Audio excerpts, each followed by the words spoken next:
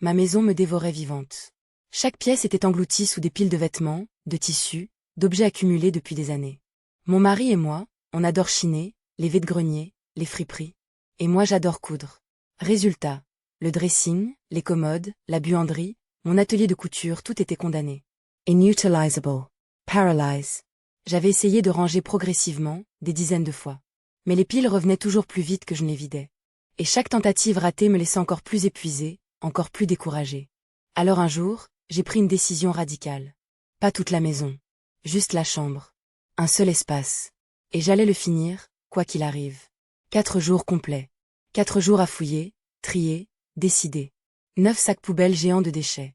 2 grandes boîtes de vêtements donnés, dont 18 paires de jeans. 18.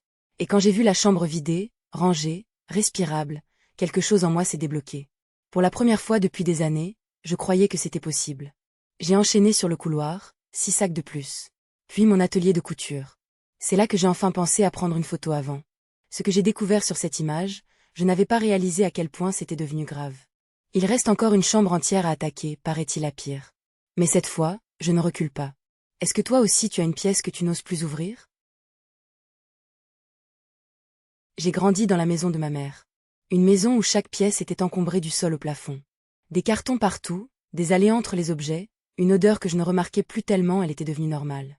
Ma mère était grande accumulatrice. Et moi, j'ai grandi là-dedans, en pensant que c'était comme ça pour tout le monde. À 22 ans, elle a emménagé chez son compagnon. Moi, j'ai pris une chambre en colocation. Et là, j'ai réalisé quelque chose d'effrayant. J'avais reproduit exactement le même schéma. Mes affaires débordaient. Je gardais tout. Je n'arrivais pas à jeter. Ce n'était pas chez ma mère que j'avais grandi, c'était en moi. Alors j'ai commencé à désencombrer. L'entainment. Dolorousement. Il m'a fallu 2 ans dans cette première chambre pour vider des cartons entiers, pour apprendre à lâcher, à choisir, à respirer. Puis j'ai déménagé dans une nouvelle chambre. Et là, j'ai continué. 6, 8 boîtes éliminées.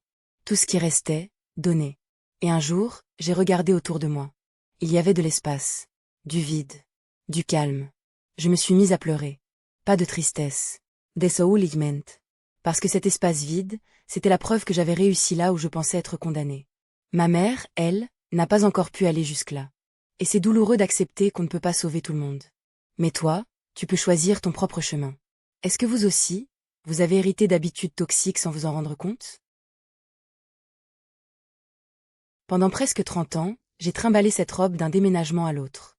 La robe de mariée de ma mère. Cousue à la main, point par ma grand-mère. Vous imaginez? Chaque couture, chaque détail, créé avec amour par ses mains à elle. Et moi, je l'avais hérité le jour de mon propre mariage, comme si on me confiait un trésor sacré. Alors je l'ai gardée. Enfermée dans un placard, jamais nettoyée, jamais vraiment protégée.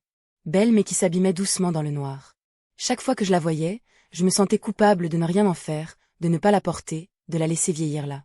Mais je n'arrivais pas à m'en séparer. C'était ma mère. C'était ma grand-mère. Comment on lâche ça? Et puis ce matin, quelque chose a changé en moi. J'ai sorti la robe, je l'ai pliée avec soin, et j'ai glissé à côté une photo de ma mère le jour de son mariage, rayonnante, souriante, vivante. Je les ai déposées toutes les deux dans un sac, direction une friperie solidaire. Parce que ma grand-mère n'aurait jamais supporté de voir quelque chose d'aussi beau se perdre inutilement. Elle m'aurait regardé droit dans les yeux et elle m'aurait dit « Mais qu'est-ce que t'as attendu ?» Et quelque part, en fermant ce sac, j'ai senti qu'elle était fière de moi. Est-ce qu'il y a un objet que vous n'arrivez pas à lâcher, même quand vous savez que vous devriez? Ma mère accumule tout. Je veux dire, vraiment tout. Des vêtements, des objets, des boîtes empilées du sol au plafond. Mais son truc à elle, c'est les chaussures. Plus de 100 paires. Neufs. Dans leur boîte d'origine. Jamais portées. Certaines datent des années 80. Avec le ticket de caisse encore dedans. Un jour, je cherche quelque chose dans sa chambre, et je tombe sur une rangée entière de boîtes à chaussures. Je les ouvre. Des modèles incroyables. Jamais mis, jamais touchés. 40 ans à attendre dans le noir. Alors j'en prends une paire. Juste une. Sur 100. En me disant que ça ne manquerait à personne. J'avais tort. Elle a pété un câble. Genre hors d'elle, en larmes, a crié « Je ne suis pas encore morte, ne touche pas à mes affaires. » Pour une paire de chaussures qu'elle n'a jamais enfilée de sa vie. Et le pire? Toute la famille a pris son parti. Moi, j'avais tort. Moi, j'aurais dû demander la permission. Alors j'ai rendu les chaussures. Et j'en ai acheté une paire pour moi. 65 €. Là, elle était encore furieuse. Contre moi. pour avoir dépensé mon propre argent. Mais voilà ce qui m'a sidéré. Depuis cette histoire, elle les porte, ces fameuses chaussures. Pour la première fois depuis 40 ans. Et les 99 autres paires? Toujours dans leur boîte. Dans le noir. À attendre. Est-ce que vous aussi, vous avez quelqu'un comme ça dans votre famille? Ma maison me dévorait vivante. Chaque pièce était un mur de carton, de vêtements, de souvenirs entassés jusqu'au plafond. Le nouveau sol? Impossible. Les fenêtres à changer? Même pas accessibles. Des années que je vivais comme ça, coincée entre les piles, trop paralysée pour savoir par où commencer. J'avais essayé de ranger petit à petit. Mais l'état revenait. Toujours plus haut. Toujours plus vite. Chaque tentative se terminait avec moi assise par terre, les larmes aux yeux, convaincue que c'était sans espoir. Mon problème numéro 1? Les textiles.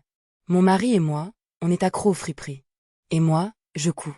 Résultat, le dressing, les commodes, la buanderie, mon atelier de couture, tout était condamné. Inutilisable. Envahai. Et puis un jour, j'ai eu une idée. Juste une. Si j'arrivais à libérer notre chambre, rien que la chambre, peut-être que ça suffirait à tout débloquer. J'ai pris 4 jours complets. 4 jours à fouiller, trier, décider. Ce que j'ai sorti de cette seule pièce m'a sidéré. 9 sacs poubelles géants de déchets. 2 grandes boîtes de vêtements donnés. Dont 18 paires de jeans. 18. Ensuite, j'ai attaqué le couloir. Puis mon atelier de couture. Et là, en prenant enfin une photo, avant, j'ai réalisé quelque chose que je n'avais pas vu venir. Derrière tout ce chaos, il y avait une maison qui attendait d'être habitée. Et moi, j'attendais de la mériter.